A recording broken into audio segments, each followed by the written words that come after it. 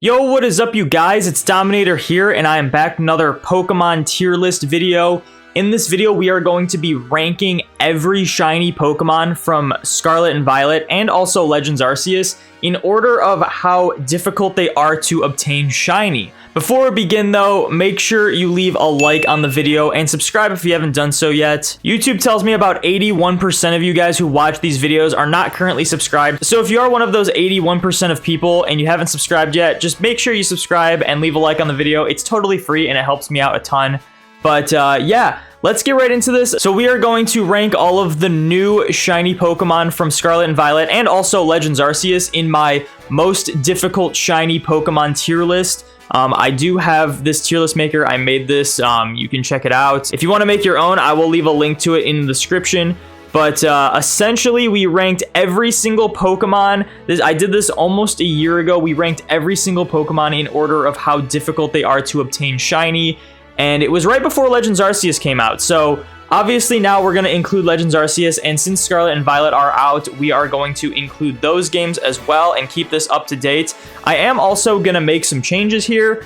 Some Pokemon I think are a little bit different now that they are a little easier or harder to obtain shiny, so we're going to make adjustments accordingly. And also, before we begin, just so you know, these are major spoilers for Pokemon designs and shiny designs from Scarlet and Violet, so if you still are not sure about what the Pokemon look like or the shinies and you don't want to be spoiled, this is your warning. Click off if you don't want those Pokemon spoiled. We will show off every new shiny in Pokemon Scarlet and Violet, so you have been warned. Also, I forgot to mention, I will leave a card for this video on screen now if you want an in-depth description on why I ranked all these Pokemon the way I did back about a year ago.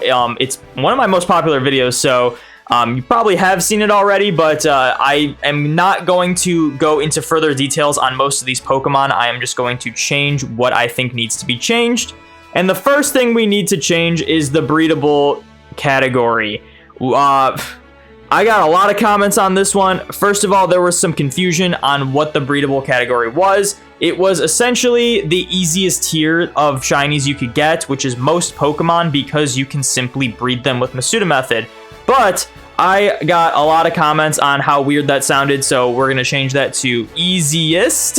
Another thing I'm going to change is the free category. We are going to grab Shedinja from the free category and move him accordingly into next to, where are they? Nincada and Ninjask. So I put Shedinja in this free category just because I thought it was kind of like a little Easter egg. Like, you evolve a shiny Nincada if you have an open slot in your party and a spare Pokeball, you get a shiny Shedinja and a shiny Ninjask. So I thought that was cool. So I made a little free tier, but it added too much confusion because a lot of people were like, well, you get a free Gyarados shiny in Gold, Silver, Crystal, Heart Gold, Soul Silver. There's the free shiny Gible and Dratini and Haxorus in Black 2, White 2, and there's the free shiny Ponyta in Legends Arceus, and it just added more confusion than it should have. The way I intended it is that the tier above the free tier was supposed to be the easiest tier, but it added too much confusion when I added the free tier, so we're just going to completely remove the free tier. Next thing we have to change is in the unobtainable category. There is one Pokemon that is in this category that can now be obtained as a shiny, and that is the Fancy Pattern Vivian. In Scarlet and Violet, Scatterbug returns after Generation 6 and 7 on the 3DS, and one of the things that was really exciting about having Vivian on the Switch was that we would be able to shiny hunt all of the forms because the Switch isn't region locked. Well, Game Freak thought of this ahead of time and decided to make it so that you can only get the Fancy Pattern if your Scatterbug was caught in Scarlet and Violet. So the Fancy Pattern was originally an event-exclusive Pokemon that was not available as a shiny, and there was no way to get it shiny without cheating. And now you can just get it from Scatterbugs that you catch in Scarlet and Violet. So it's kind of cool and kind of sucks that you can't really have an easier way of hunting the other forms of Vivian without like buying different 3DSs from different regions, but you know, it's a new Pokemon that's available now. Moving on, most of the easiest category is going to remain the same with the easy category, and let's see, we have in medium. All these seem good, pretty much just legendaries that you can soft reset for, and then the various unknown letters just because of the RNG it takes to gather a specific unknown letter. I think moving forward, I'm going to move exclamation point and question mark both into medium because they are technically harder to get than the other ones, but barely. Like this was a weird one for me. You usually have to catch all of the other unknowns, or they are just rare. In Gen 3, they're just like 1%, so they are very hard to get. But in like Gen 4, you can get them really easily if you just have caught all the other unknown letters. And moving forward, they are kind of treated as the same as every other unknown letter. So they are pretty much the same. It's slightly harder, but at the same time, if you want specifically unknown M or something, like that's going to be pretty hard to get anyway. So, but they're all pretty easy in general. So yeah, after the unknown, I think everything is pretty much good. Even the Dark Ryan Shaman and the Genesect, limited time events, you like can't get them anymore. And also with the Genesect, it hasn't been released in like, I think well over a year. So there's that. Oh, I'm actually going to chuck, Deoxys more in Borderline now. And the reason for that is because it's the same deal as like Genesect or Darkrai, but they've been releasing them a lot more often in Pokemon Go. In fact, I think I'm actually going to chuck Darkrai in there as well as Borderline because they're not really that hard to get when they are available in Pokemon Go. And as of late, they've been being released more often in Pokemon Go. So they are a little more accessible, a little easier to get. And last but not least, I think I'm going to chuck Arceus into medium because for those who don't know, do I want to put this like in order? For those who don't know, in Brilliant Diamond and Shining Pearl, you can actually get the Azure Flute if you have a copy of Legends Arceus that has been completely played through and you have the full dex completed and Arceus obtained. You can get the Azure Flute if you have that, if you have a save file on your profile with that completed. You then get the Azure Flute in BDSP, and you can Shiny Hunt Arceus. Now, the soft resets are really slow for the Shiny, as they are in every BDSP hunt, but it's possible, and it's a lot more accessible, and it's not a limited time event. You can do it anytime. So I'm just going to chuck it into a standard soft reset hunt. You do need 2 games for it, but it is pretty much the same as any other legendary now that you can soft reset for, which is insane, because that used to be like unobtainable as a shiny hunt legitimately and very hard to obtain legitimately via an event, and now it's just pretty much accessible to anyone at any time, which is amazing. One more thing I want to go over is Jirachi. Jirachi is gonna be available in Pokemon Go if you buy a ticket, and I'm just gonna chuck it up there as hardest of them all. It'd be very similar to that of like Mew, where Mew was available as a guaranteed encounter shiny in Pokemon Go, but has never been re-released. You had to pay for a ticket for it. The same thing will be for Jirachi, but the difference is the process of shiny hunting Jirachi in main series, if you do miss out on that Pokemon Go event, is way harder than shiny hunting Mew. There's multiple ways to shiny hunt Mew. It's just not the most accessible shiny to get. Jirachi, even less accessible and also harder to shiny hunt, assuming you don't get the ticket in Pokemon Go, which in a few years, there's going to be a lot of people who don't have that. So that's why I'm going to keep Jirachi and Manaphy as hardest of them all. Nothing has changed with Manaphy as of now. All right.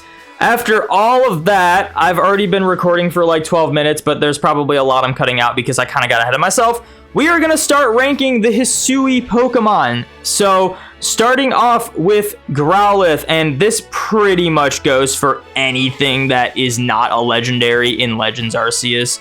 So we're just going to chuck them all in the easiest. The reason for that is pretty much all of these Pokemon can be obtained via massive mass outbreaks or just mass outbreaks, which have way higher shiny rates. You can just keep re-rolling them over and over again to get more chances. If you just go back and forth from Jubilife, and like they just aren't that hard to shiny hunt. They really aren't. The overworld shinies, you don't have to like actually encounter them to check them. They're just gonna be easy. So all of these Pokemon, if I can find them, there's way too many Silvalis in here. So we got Hisui, and also a lot of these will be available to be bred in Scarlet and Violet once home compatibility comes out. For example, I believe Sneasel, Quillfish, Voltorb, Growlithe, and Basculin are all available in Scarlet and Violet, so as soon as home compatibility comes out, you'll just be able to breed for them if you have the Pokemon essentially already, and you just give it an Everstone and it'll breed the Hisuian form. Same goes for Zorua and Zoroark. They are no different. Yeah, Braviary is very easy in Legends Arceus because you can do the Rufflet outbreaks, but you won't be able to breed for it in Scarlet and Violet. Same goes for like Sliggoo and Goodra. These things are available like as mass outbreaks in Legends Arceus and are very easy to obtain shiny, but you won't be able to get them in Scarlet and Violet as shiny unless you send them from Legends Arceus, unless they do raids for them, but that would be a lot more difficult. But regardless, still very easy to get. Same goes for Avalugg, same goes for Weirdeer. Like, all of these Pokemon are just gonna be like way really easy. Legends Arceus kind of went nuts with the shiny rates for things, so pretty much any wild Pokemon is gonna be very easy to get in Legends Arceus. Also, do note, if you are wondering, before you comment, I did have gender-based evolutions, I think, in a tier above. So, yes, we have Gallade, we have Frostlass, we have the Meowsticks, we have the Indeedees, we have the Wormadam and Mothim, we have the Nidorans, so on and so forth. The gender-based ones are a little bit harder, but for Basculin, specifically the Basculegion, Hisuian Basculin in Legends Arceus has 2 areas that only the male and only the female spawn. So if you needed them, you didn't have to really hope you get the right RNG. You just hunt in those areas where they are guaranteed to be the gender you want. So again, very easy. All right, well, I think I missed the Hisuian Typhlosion, but we'll update that in a bit because I just want to get all these in. But I apparently forgot about the Hisuian Typhlosion, but again, with these actually used to be really hard, but then when they added massive mass outbreaks to Legends Arceus, they have become a lot easier because you can get the starters from them. Next up, we have Origin Form Palkia and Dialga. Now, these two, I'm just going to chuck them in medium. We're going to chuck them next to normal Palkia and Dialga. The reason why is because you actually... Moving forward, I actually didn't mention this. There have been no new shiny legendaries available to shiny hunt since I made the last tier list video. So they've been shiny locking pretty much every legendary. It's very disappointing. It sucks, but you can always get these 2 forms shiny by evolving, or not evolving, but by changing the form of an already existing shiny Dialga or Palkia you got from, say, Pokemon Go or older generation games or BDSP, because you can hunt them in those games. But every legendary in Legends Arceus is shiny locked. Same goes for Scarlet and Violet, which is really unfortunate, which means that Enamorus is unobtainable because Enamorus is the only legendary that is new in Legends Arceus that is also shiny locked. So Enamorus is going to be unobtainable. Same with the Therian form. I didn't include the Therian form, so we'll just leave the Therian form down there. But Enamorus unobtainable as a shiny, which sucks. There's a lot more of these now than there were before. All right, I have the Hisuian Typhlosion now, and he can go next to the other 2. So again, because of massive mass outbreaks being added, not hard to get at all. Now we're moving on to the Paldea region. Now these are not the home sprites. I got all of these sprites except for a select few from Cerebi, so I will leave a link in the description to Cerebi. I mean, I'm sure everyone knows that site, but that is where I got all these, except for some few. For example, like Gimmighoul and what is this thing called? Golden Go?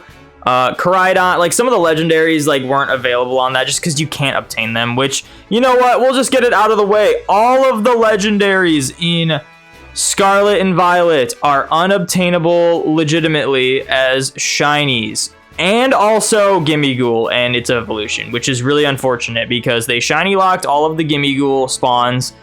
And on top of that, you cannot breed for Gimmighoul, which is very unfortunate. So we gotta check Miraidon there. Also, I think the Miraidon is just like a fan edit. I didn't get this one. I had to make some of these sprites, but the Miraidon, for some reason, I just really couldn't find. And for some reason, I also have 2...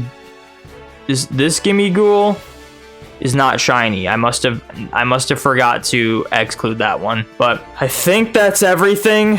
I think those are all the legendaries that were added in Scarlet and Violet. No, it's not. I'm missing Chiyu. Where's Chiyu at? There's Chiyu. All right, Chiyu not available as a shiny in Scarlet and Violet. Cannot get it, and probably won't be able to get it for a while until they do an event and just give it out for free, which is really disappointing. So yay. Love that. All right, moving on to actually ranking some of these things. We have all of the Tauros. So Paldean Tauros. Okay, here's the thing. Paldean Tauros, the combat breed one, which is like the standard one, is really easy. It spawns a lot. If depending on what version you have, you can have a rare chance of getting the Blaze breed or the Aqua breed. I actually got the Blaze breed one, which was really cool. So if you want to check out that video, I'll leave a card on screen now for it. It was awesome. I got it full odds too. The issue with these two is that they are forced to spawn in groups of like 4 other combat breed Tauros. So odds are you would have to phase about 5 times or do 5 attempts to get this thing shiny, even if you use like max sandwiches and everything. However, even if you use like Sparkling Power and Shiny Charm, it probably wouldn't take that long to hit odds for these things. In fact, even doing it full odds, it didn't take me that long to even get a third of the odds. And I just got lucky and got a first phase. But on top of that, you can just breed these things. You can Masuda method these things. So they aren't like that crazy hard. Like, yes, they are slightly harder to get than the combat breed.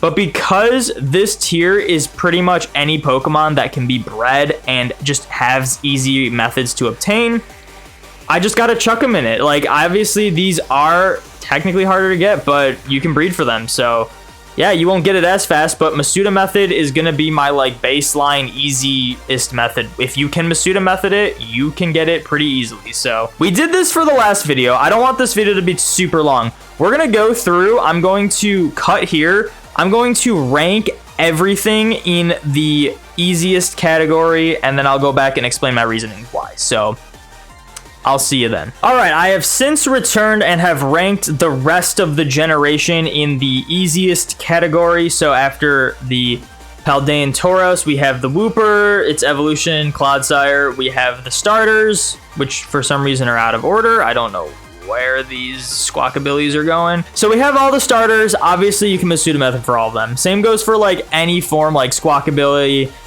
These ones, you can spawn them in groups, but you can't change their form, so it's not like Oricorio. I actually was wondering. I was like, why didn't I include Oricorio? Because with Oricorio, you can just give it the different nectar to change its form, so if you have one of them, you have all of them, essentially. But Squawkabilly are all, like, separate, so all easy. You can breed for all of them. The way it works is, like, any Pokemon that can be bred, if it does have different forms, if you just give it even if it's like a regional variant or like just a different form, if you give that form an Everstone, you usually can just keep breeding for that form. So exceptions are like Authentic Sinistee, which is why that one's a lot higher on the list.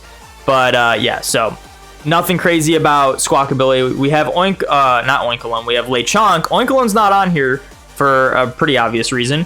But we have Tarantula, Spidops, Nimble, Lokix. These Pokemon are seen like everywhere. So like, even if, here's the thing, this category is like breeding is the baseline for it to be considered the easiest. However, in Scarlet and Violet, breeding is a little more clunky in my opinion. You just sit around waiting for like hours for eggs and just like periodically grabbing them, and then hatching them isn't quite as efficient because you have to hatch one at a time. You can't just hatch 5 of them at once. And it's a little weird that way, but if you use sandwiches, if you use Sparkling Power, if you use Outbreaks, it's honestly way faster to just do random encounters in Scarlet and Violet because they show up in the overworld. You don't have to check them one at a time, and you can just run back and forth and force them to spawn. So a lot of wild Pokemon in this game I would just consider to be easier than even Masuda method. So I would consider them to be in the easiest category, which is why we have like all of these Pokemon. But I'm going to scroll through here like slowly. Some of them easier to obtain than others. I will say that. Like, for example, Charcadet, you pretty much need a fire sandwich for this thing. When something like Tandemaus, you don't really need a normal type sandwich for this thing to spawn. And like so on and so forth, there are things like that where like they can be slightly harder to get, but like if you just use sandwiches, they shouldn't be too hard. Other noteworthy ones I think I should mention would be probably, let's see, Tatsugiri. There's 3 different Tatsugiri forms, but I would assume you can breed each one individually, and if you want to find them wild, you can just use like a water or a dragon sandwich and just go crazy on that little island they spawn on a ton. And just, even though some of them are kind of hard to tell, that's another thing I need to mention, is that even if they're like hard shinies to tell, you can always use the let's go mode to check if they're shiny or not. And it just ultimately makes it so it's not super difficult, even if it's a subtle shiny, even if it's a shiny you can't tell if it looks something like, for example, Tetsugiri looks very similar shiny to one of the other forms of it when it's not shiny. So you have to double check it. Could make it take a little longer, but not crazy long. So, you know, there's that. Then we got like some of the evolutions. We got Annihilate. There's King Gambit over here.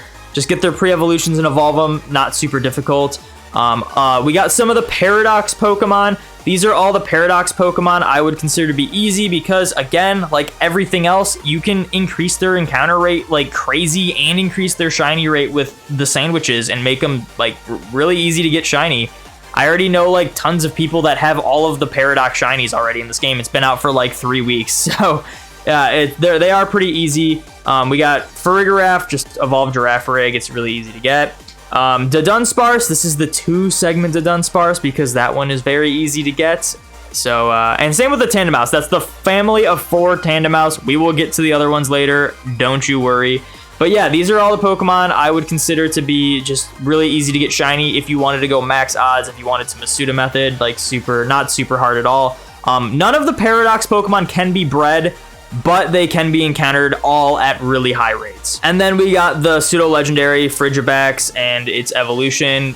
I did a dragon sandwich on the Glaciato Mountain just trying to find a Arctibax, and there were Frigibax freaking everywhere. Like that one wouldn't even be hard at all to find shiny. So yeah, there's the easiest tier. We gotta move on to the next tier, which I'm just gonna like organize these a little differently so they're easier to move, so I don't have to keep scrolling up and down. Next, we got the easy tier, which is essentially like easiest, but with an extra step, as I like to say. What do we got? We're chucking Oinkologne in here, just because it's the gender-based evolution, and, you know, it's not hard to get, but, you know, you could get unlucky and get 3 males in a row. I actually have 2 male ones and not a female one, so that's kind of hilarious. So yeah, you could just get really unlucky, and one thing is that there is no cute charm in Scarlet and Violet, so you cannot, well, there is, the ability exists, but there are no out-of-battle effects for abilities in Scarlet and Violet, except for, like, I think it's the ones where it makes eggs hatch faster to hatch, which is, like, Flame Body, Magma Armor, Steam Engine. I'm unsure about Steam Engine and Magma Armor because originally only Flame Body worked, but I think they may have fixed that, so I think all 3 of them work. But yeah, there's no cute charm, so you can't influence the genders at all. You just have to get lucky, but it's not that hard to get. Like, just a couple attempts would give it to you, and they don't take that long if you're going max odds. All right, next up we have Roaring Moon, which I'm gonna chuck in easy. This is probably a controversial one. A lot of people probably consider this thing to be like a really hard shiny to get. The reason being is that it just spawns in an area where if you use a sandwich to try to boost its encounter rate, it'll boost the encounter rate of all of the Zavilas. So all of those Pokemon will be boosted. You'll probably go a few attempts to get this thing, but ultimately, like, when you're getting a 1 in 500 something chance and just running back and forth, it just won't really take you that long to hit odds for a Pokemon like Roaring Moon. You just will get a few other shinies along the way. So not super difficult, but not super duper easy as well. So I'm just gonna chuck it in easy. That is my thoughts on that. And I think that's it for the easy tier. There's only a couple Pokemon left. This is going to be a lot faster video than before because we already had this list pre-made for the last 8 generations. All right, so we have hard at the very bottom right now, but I think I gotta chuck these in here. We have the family of 3 Tandemaus and the 3-segment Dunsparce. For those who don't know, these Pokemon are 1%, much like Shiny Authentic Sinistea, or just Authentic Sinistea in general. They are 1% to be obtained. However, the reason why I'm not chucking them in borderline is because with Authentic Sinistea, in specifically Sword and Shield, you can increase that thing's encounter rate to 50%. So it's not crazy hard, but not by any means easy. With these are evolution-based forms that are predetermined when you get the Pokemon, and there's no way to tell what the Pokemon's gonna turn into until you evolve it. Now, that doesn't sound too bad, but the issue is there's no way to influence that 1%. With the Sinistea, you can influence the 1% to make it a 50%, or you can use Curry and influence that 1% to make it like a 13% or something like that. With these, no matter what you do, there is always going to be a 1% chance you get these forms as opposed to anything higher. So it's like you're looking, even though you can get shinies really quickly in Scarlet and Violet, even if you say use an Outbreak with the 60 KO'd in an Outbreak, with the Shiny Charm, with a Sparkling Power 3 sandwich, you're still looking at like a 1 in 51,000 chance that you even get these things. And the only reason they are not in hardest of them all is because, and we're gonna move these all the way back up because there's a lot to scroll through. The reason why they're not in hardest of them all is because Tandemaus specifically can be found in raids as the family of 3. So it's still very hard and tedious, but there is that way to guarantee you get the family of 3.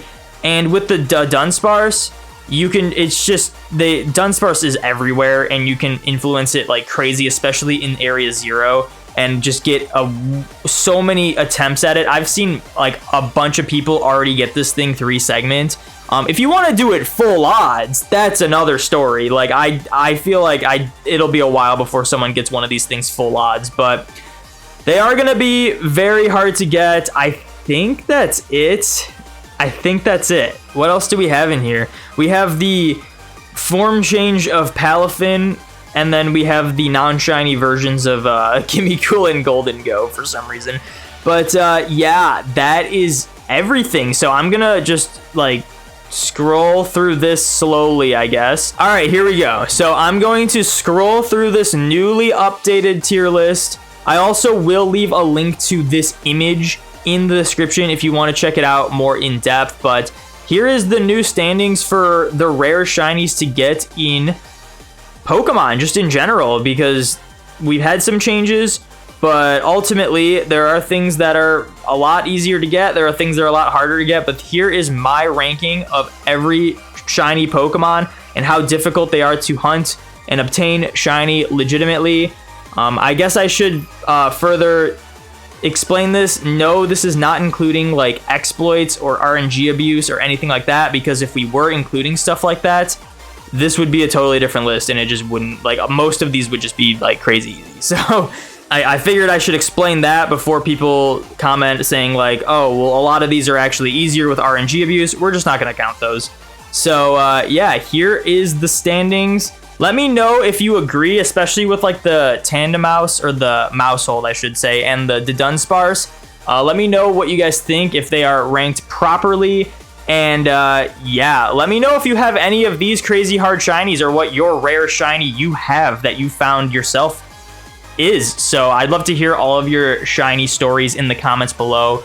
So yeah, that is gonna be it for this video. Thank you guys so much for watching. Make sure you like, comment, subscribe, ring those notification bells, all that good stuff. Be sure to join the domination, and I will see you in the next video.